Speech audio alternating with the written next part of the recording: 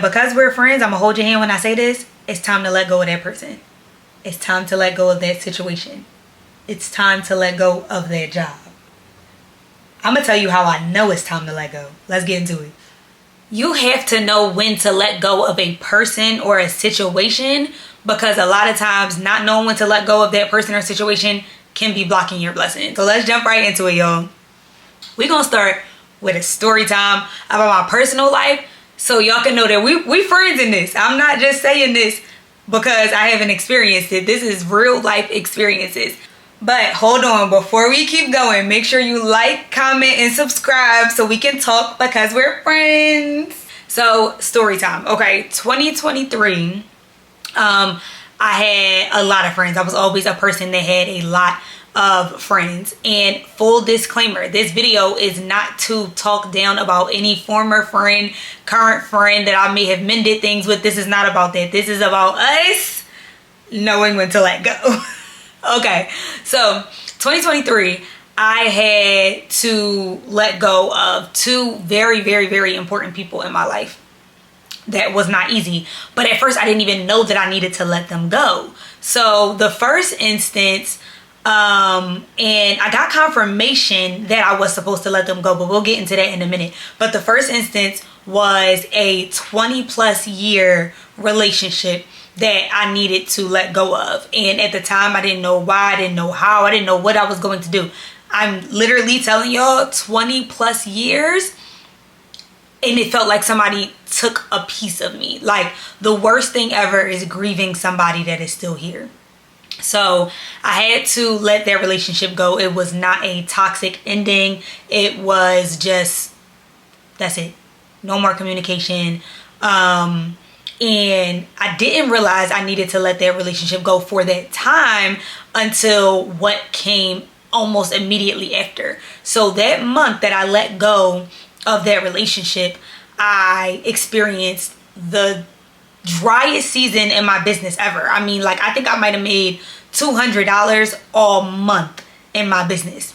The very next month, I made more money in my business than I had the entire year. God was literally showing me, hey, I need you to end this so that I can do this. That's the first story time. Second one was another 10+ year relationship that I kind of knew I needed to let go, but I was questioning myself, and we gonna talk about that. But after that relationship ended, now this is in the beginning of 2024. So when that relationship ended, 3 weeks later, it wasn't even a month, 3 weeks later, I got an offer for the best position I could have ever imagined. I was still making money in my business, but then I was also under another business that was doing the same thing as me, and I was making a lot of money. And again, prior to that was another kind of just rocky spell, just uncertainty in my finances and stuff like that. So these are just kind of, these are things I'm praying for to God, like, I, fix my finances and da-da-da-da. And he like, well, I can't do this until you do this. This thing is blocking the blessings I have for you because you don't know when to let go. So keep in mind, y'all, situations with 10, 20+ year relationships, I end them, and then 3 to 4 weeks later, abundance, overflow. It don't take long. God literally does not need months, years, or whatever to do what he wants to do in your life, to fulfill his promises. He just needs us to know when to let go. So this past Sunday, my pastor, I go to Change Church, so Pastor Darius Daniels, we are in a series called Self-Sabotage. So y'all, I have to read this to you almost verbatim. Y'all always know I got my handy dandy notebook. He said, don't confuse biblical love with toxic loyalty. I could drop the mic there, but it didn't end there. When loyalty to them takes you away from him, it's toxic. Loyalty without discernment becomes a liability. Loyalty without discernment becomes a liability. And that is exactly where I was in my life. I was loyal to the point where I wouldn't even befriend friends of my friends because I didn't think it was loyal. It was, no, you could have all this stuff to offer in my life. You could, as a new friend trying to be in my life, be an answered prayer. But I don't, listen, I didn't play a single disloyal game. And loyalty without discernment becomes a liability. When I say a year ago, had I not listened to God, or 2 years ago, that conviction I would have got when my pastor said that, yeah. So I just want to give y'all, after that, some signs that it's time to let go. We're going to get into it. 3 signs that it's time to let go of a person or a situation to increase your blessings. 1, when it's disturbing your peace and things feel out of order. When it is disturbing your peace and things feel out of order. 1 Corinthians 14:33. We going to the word with this one, y'all. For God is not a God of disorder, but of peace, as in all congregations of the Lord's people.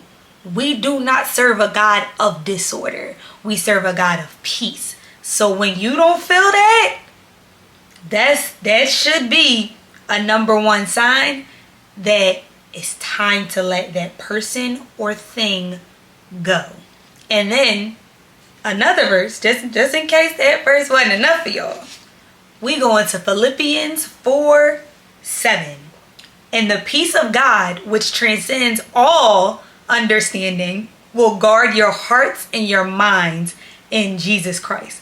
The peace of God, when it's disturbing your peace, that's not God. That's not God. We could do a deep dive on that later, but that's not God. So when you have that gut feeling, listen to it. Listen to it. And ask God to protect your heart, because we can't always depend on our hearts. We can't always, our hearts love people that should have never been in our lives. Our hearts love the hustle. Our hearts love the grind that we shouldn't even have to grind all the time. So our hearts are not always the best thing for us to listen to.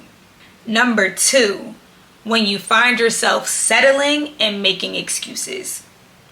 When you start to say stuff like, oh, that's just them, or oh, they didn't mean it, or oh, charge it to their heart, not their head. Obviously, don't take this out of context. There are certain instances when you can say that, but when you find yourself constantly saying those things, making excuses for people, that's a sign that it's time to let go.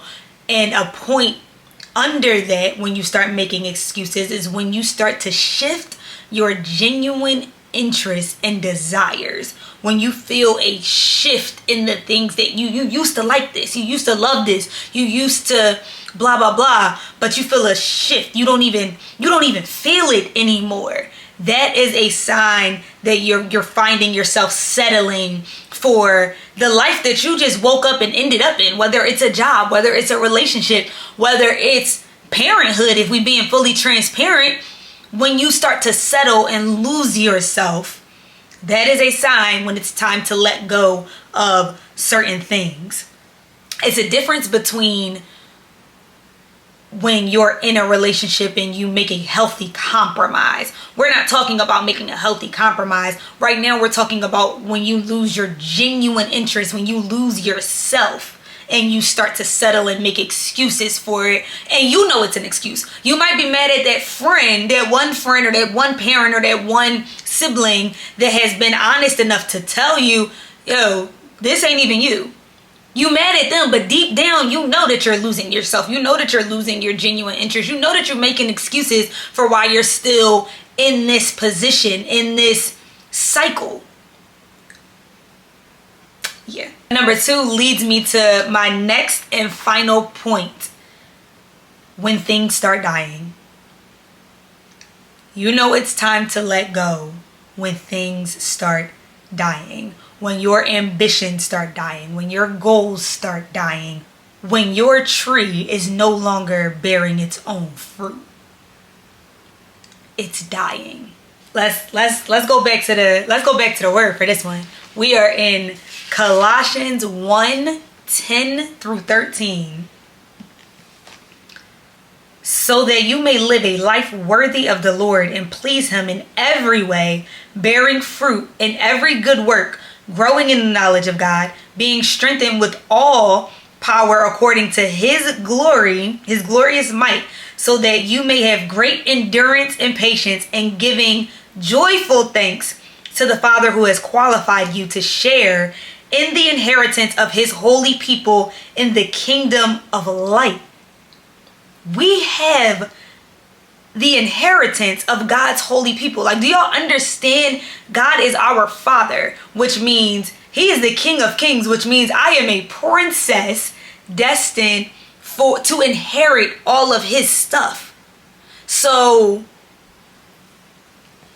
we have to do a better job at understanding all that God has for us. His word literally says that we are to inherit all of the blessings of his holy people. Y'all, I mean, it's right here for what God has for us, but we can't get to that because we don't know when to let go of something that he didn't have for us, or something that he no longer has for us.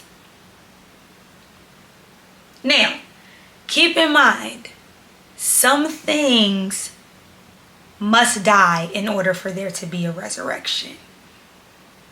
So if you feel like your tree is not bearing fruit, that could be because your tree is dead. We got to plant a new seed. We got to dig that up at the root and plant a new seed.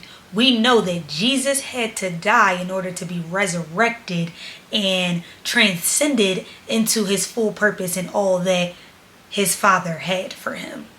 So if you're noticing that your tree is not bearing its own fruits, keep in mind that some things might have to die in order for a rebirth, in order for things to be reborn again.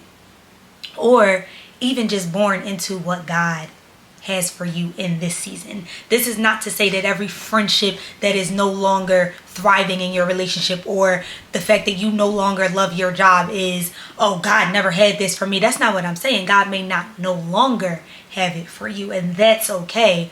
But these are our signs of when it is time to let go of something that we might have held on to for a little too long.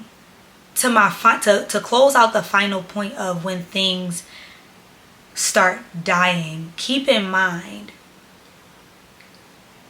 if you start to realize that your forgiveness has started to die, it is time to let that thing or person go. When you start to say things like, I'll forgive, but I'll never forget, those are things that are holding on to our subconscious and holding us back from a life of forgiveness, from a heart that forgives. We say things, I'll forgive, but I'll never forget, because we still in that situation. We still with that person. We're still at that job. We still are under that supervisor. Oh yeah, I'll forgive you for cutting me off in this meeting, or not taking my idea, or taking my idea as your own, but I'll never forget. And it's like you're holding on to that. You are literally, and it's pulling at you. It's pulling at you, and you know it's pulling at you, but because you're not ready to make that next move, you keeping a tab, you storing it up. And that's not healthy. That's not the way that God wants us to live. God wants us to forgive so we can move on. When he already knew that Judas was going to betray him, he said, I wish you hurry up and get it over with so I can move on. This is the life that God wants for us. And yeah, I forgive you. You're not back in my inner circle. You're not back as a disciple, but I forgive you. I love you. Ain't no bad blood. So start to go back and realize, you know what? Am I holding on to these things? Have I lost myself in this season of my life? Do I not know when to let go? And is that why God is just like, You know, I don't care how much you ask me for it. I don't care what you do. I'm not giving it to you because now you're going to let people share in blessings that I only had for you. You're going to let people reap where they haven't sown.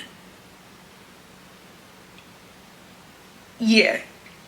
So I'm going to leave y'all with this.